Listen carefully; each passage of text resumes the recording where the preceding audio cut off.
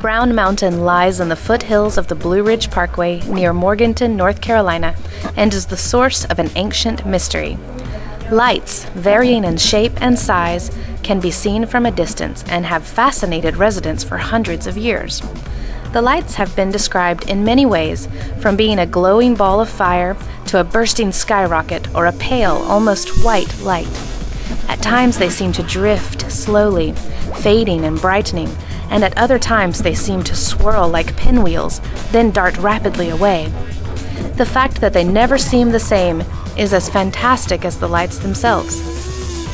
The lights are mentioned in local Native American mythology and by Gerard de Brum, a German engineer and the first white man to explore the region in 1771.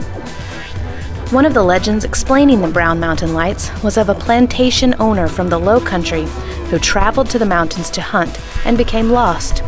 One of his slaves came to look for him and was seen searching through the hills with a lantern night after night.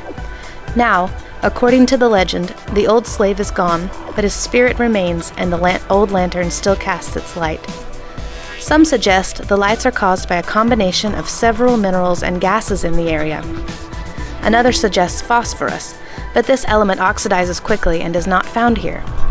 A U.S. Geological Survey decided in 1913 that the lights were locomotive headlights from the Catawba Valley south of Brown Mountain. However, 3 years later, in 1916, a great flood that swept through the Catawba Valley knocked out the railroad bridges. It was weeks before the bridges could be repaired and the locomotives could once again enter the valley. Roads were also washed out and power lines were down, but the lights continued to appear as usual. The Brown Mountain Lights are a somewhat rare occurrence and are not always visible. The best viewing point is from Wiseman's View on Linville Mountain. You can see them at all hours of the night between sundown and sunrise, but the best noted times are at 10 p.m. and 2 a.m. The locals also say they are much more prominent in the months of September and October. One thing is certain, the lights do exist. They have been seen from the earliest of times, and there is no explanation for them.